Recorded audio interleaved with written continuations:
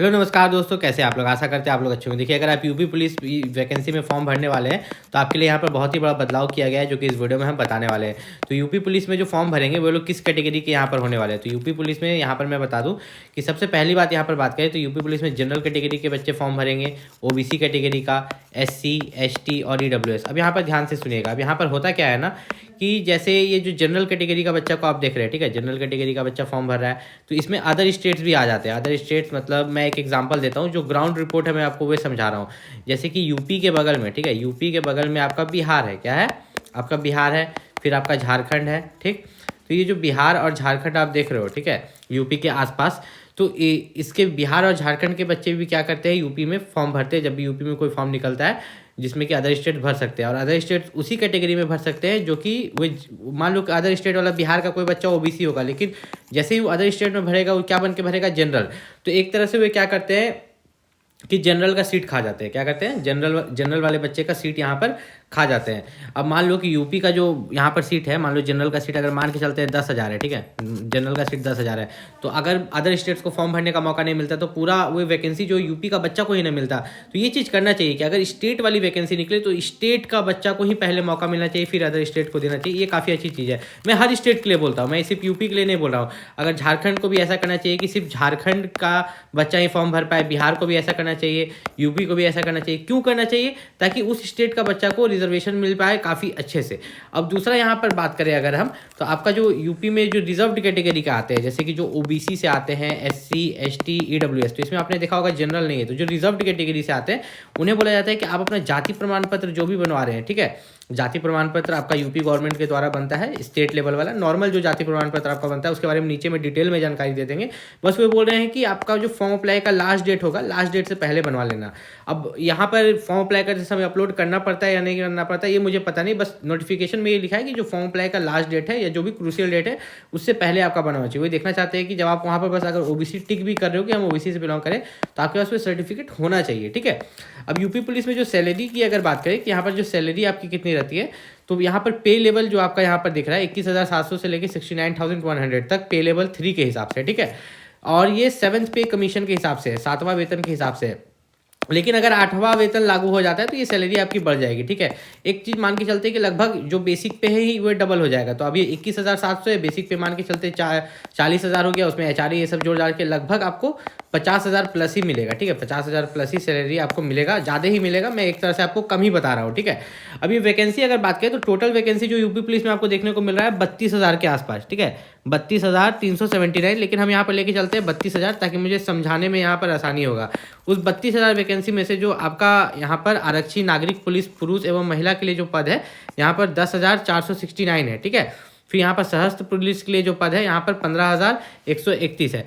उसके बाद यहाँ पर आरक्षी विशेष सुरक्षा बल के लिए जो यहाँ पर है 1,300 के आसपास पोस्ट है, ठीक है। महिला बटालियन के लिए जो यहाँ पर पोस्ट है आप यहाँ पर देखिएगा लगभग 2,200 के आसपास पोस्ट है। आरक्षी घुड़सवार, ठीक है, घुड़सवार पुलिस जो है यूपी पुलिस में हमेशा घुड़सवार की वैकेंसी निकलती है, जिसमें 71 वैकेंसी है। जेल वार्डर का मतलब क्या होता है कि जेल में जो कांस्टेबल रहते हैं पुरुष, उनके लिए यहाँ पर 3,200 सीट है। और जेल वार्डर महिला के लिए 106 सीट है। मतलब यूपी पुलिस में मैं ये चीज़ बता दूं कि बहुत गुड वैकेंसी है, इसको गुड नंबर ऑफ वैकेंसीज बोलते हैं। अगर जो जॉब लेने वाला है वो इस 32,000 वैकेंसी में भी जॉब ले लेगा, लेकिन जो बहाना करने वाला है वो बोलेगा कि ये 32,000 वैकेंसी भी कम है। यहाँ पर ऑनलाइन अप्लाई की डेट की बात करें तो ऑनलाइन अप्लाई जो आपका यहाँ पर पहले ही शुरू हो चुका है 31 दिसंबर से। फॉर्म अप्लाई का लास्ट डेट है 30 जनवरी। तो 30 जनवरी से पहले जो है आपको फॉर्म अप्लाई कर लेना है। उसके बाद अगर बात करें यहाँ पर कि जमा किए गए शुल्क को संविलियन की तिथि, तो वे लास्ट डेट दिया है यहाँ पर आपका 2 फरवरी, ठीक है। तो इससे फिलहाल उतना कोई दिक्कत नहीं है। आपको मेन जो लास्ट डेट मान के चलना है क्या है, 30 जनवरी। 30 जनवरी से पहले जो है आपको अपना फॉर्म यहाँ पर भर लेना है। उसके बाद हम लोग थोड़ा सा नीचे अगर यहाँ पर चले तो फॉर्म भरते समय आपको एक OTR कराया जाता है। OTR का मतलब क्या होता है, वन टाइम रजिस्ट्रेशन।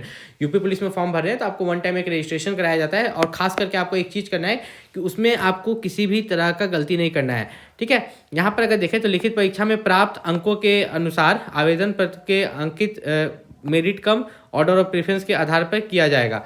तो देखिए आप यहाँ पर बहुत सारे पोस्ट देख रहे हो, जेल वार्डर ये सब, तो आप उसको पोस्ट प्रेफरेंस में दोगे। क्या में दोगे? Post preference.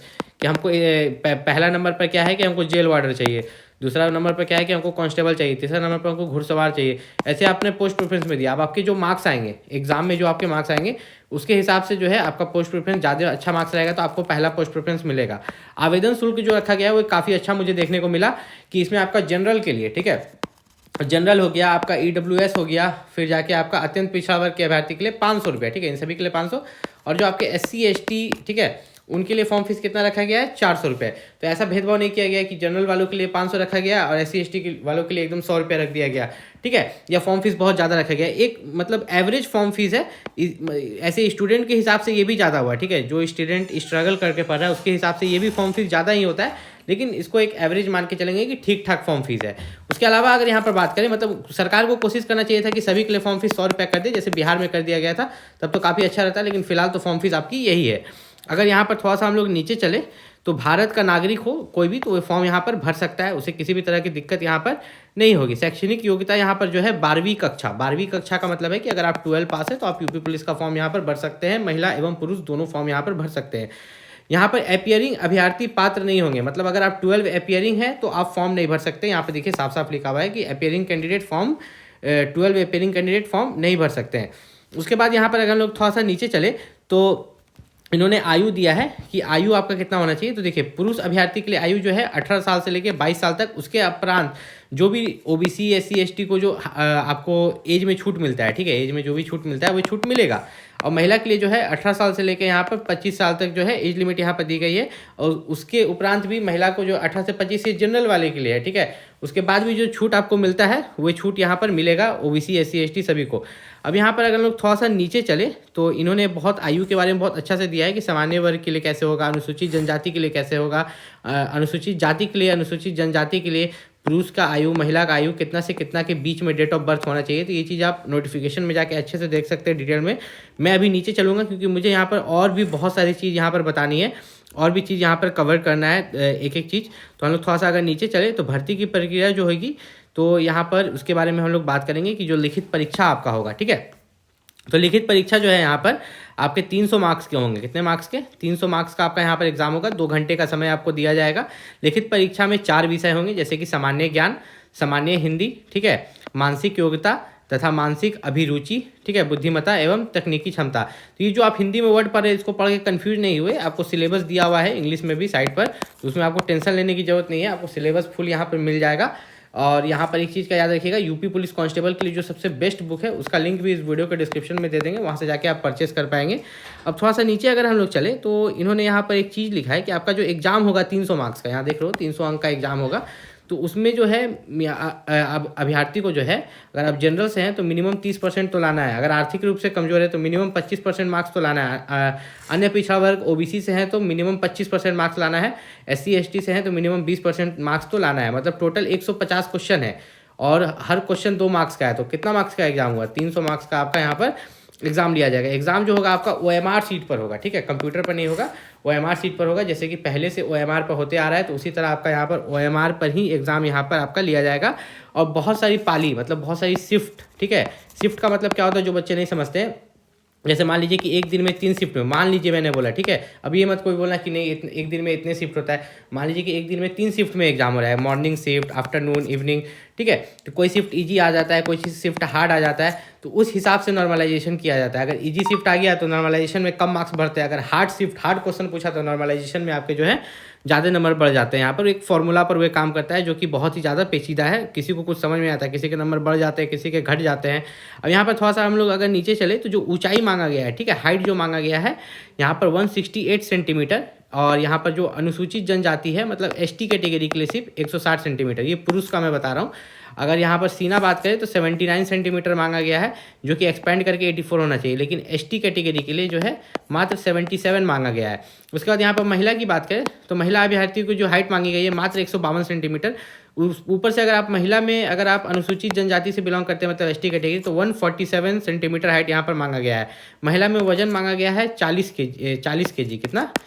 40 kg, ठीक है, 40 kg यहाँ पर लिखा गया है, 40 किलोग्राम।